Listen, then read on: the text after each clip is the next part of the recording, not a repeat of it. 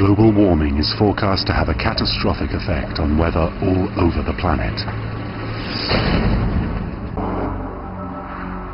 Project Popeye had opened the door to a new and dangerous type of warfare. The firestorm it created led to an international treaty banning all use of weather modification for military purposes. But this didn't stop governments from continuing to explore ways of modifying the weather, sometimes for highly questionable purposes.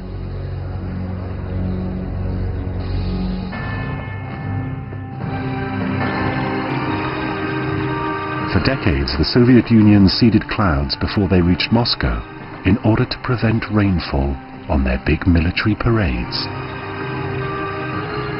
Harmless enough?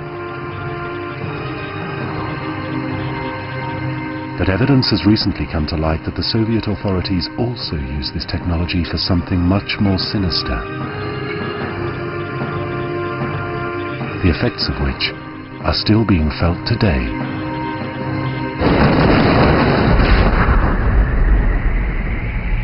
26th of April 1986, the Chernobyl nuclear power plant in Ukraine exploded, spewing hundreds of tons of radioactive material into the atmosphere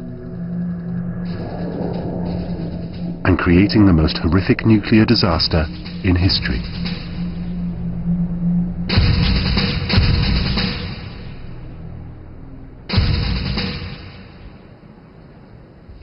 In 1992, Dr. Alan Flowers was one of the first Western scientists allowed into the area to examine the extent of the radioactive fallout around Chernobyl.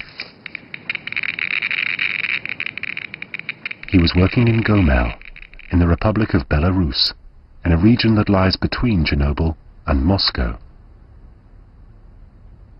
I was with my research group measuring levels of radioactivity in the soils and also the levels of radiation dose that the population were exposed to. And we found, even 5 years after the Chernobyl accident, the population were still being subjected to levels of dose 20 to 30 times higher than normal environmental radiation levels.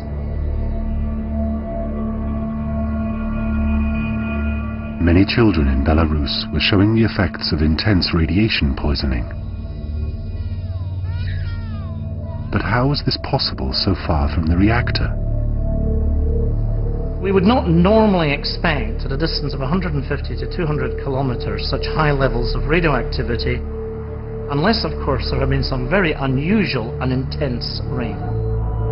Following the explosion, there was a build-up of heavily radioactive rain clouds above Chernobyl. The prevailing winds threatened to blow these radioactive clouds towards Russia and the major cities of Moscow and St. Petersburg.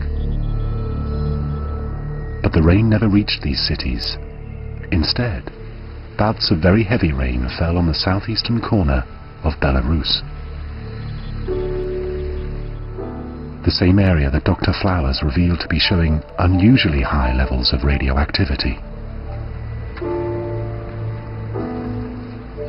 Disturbingly, many eyewitnesses claimed that the rainfall was caused by cloud seeding.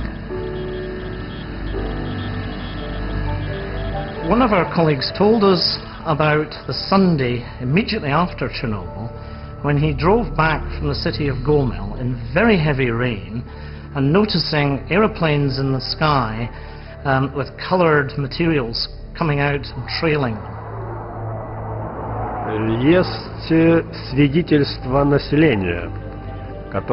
There were eyewitnesses that saw the planes. And after the planes had passed, the black rainfall started.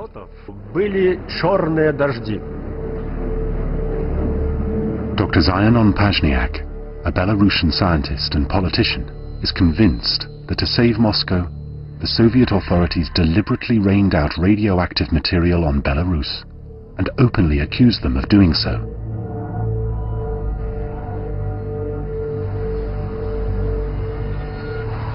Today, he lives in exile. I can speak freely about anything I want now, though I know if I ever go back to Belarus, I'll be killed. I know that. Dr. Pazniak believes that people in his country were sacrificed to prevent the disaster spreading elsewhere. They were afraid that the clouds would move to the Russian region, and there would be a possibility of rainfall over Moscow or St. Petersburg. That's why they decided to rain out the clouds on the heads of the people of Belarus.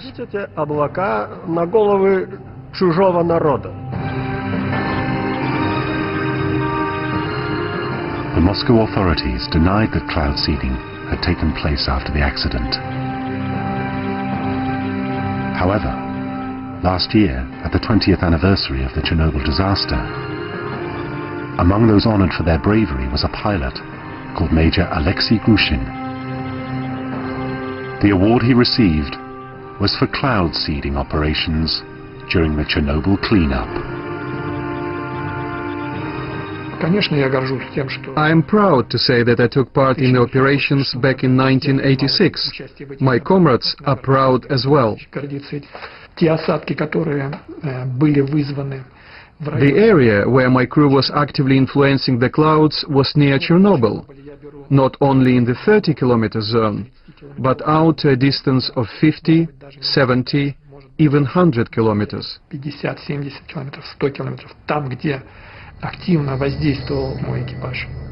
The plane was equipped with artillery shells, which were filled with a seeding material, silver iodide. And we were following orders from the ground regarding which zones we were required to seed.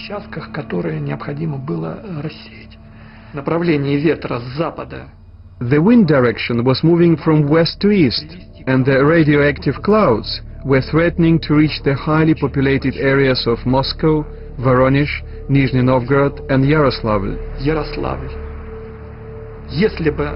If the rain had fallen on those cities, it would have meant a catastrophe for millions. During this cleanup operation, Major Grushin, his crew and his plane were heavily exposed to radiation. Once we landed at the airport, I was ordered to park my plane in a separate place. People came from upwind towards us.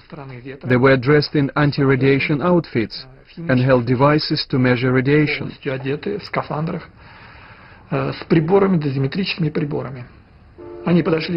reached the plane, and a few seconds later, their devices recorded such high radiation that it made them turn around and run away. The plane was highly contaminated. We were given a place in the airport where nobody was parked, neither planes, no equipment, no people.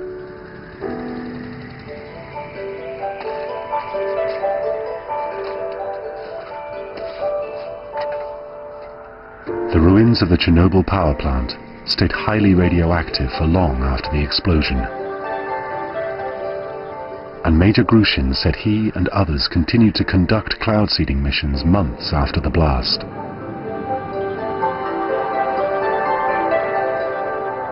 Another Russian pilot, who does not wish to be identified, has since confirmed that cloud seeding operations took place as early as 2 days after the explosion. Were the actions of the Soviet authorities justified? Clearly, they faced a terrible dilemma. You are faced with the fact that a radioactive cloud is there in the sky. That radioactive cloud and the radioactive material in it is going to fall down somewhere. It is going to fall on a human population somewhere.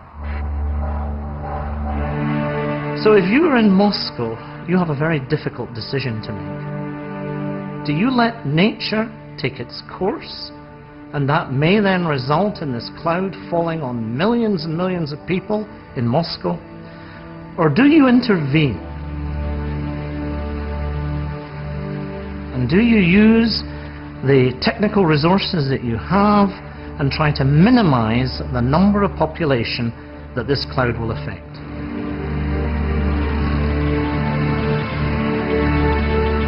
The trouble was, the secrecy which surrounded events at Chernobyl meant that the Belarusian people were completely unaware of the coming rain.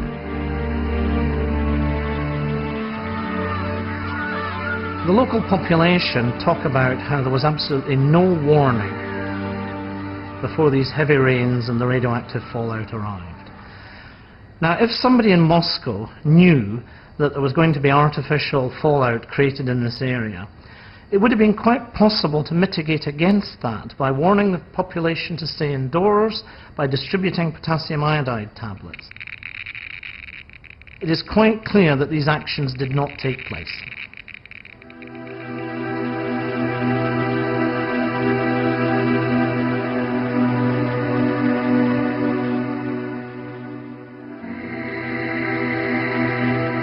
The high levels of radiation found in Belarus have led to dramatic increases in leukemia, thyroid cancers and child defects.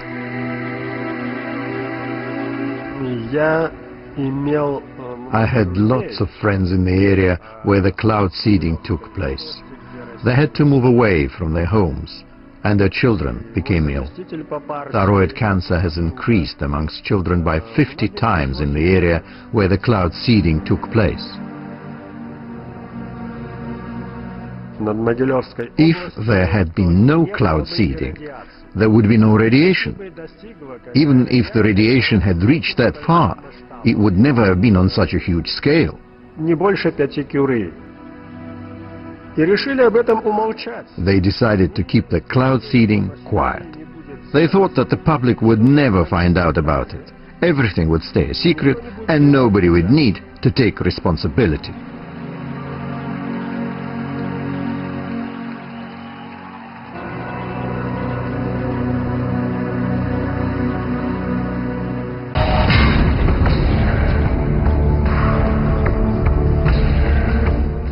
Today's Premiership highlights coming up in Match of the Day 2 next, and then Graham Norton Uncut with guests including Barbara Windsor at 11:20.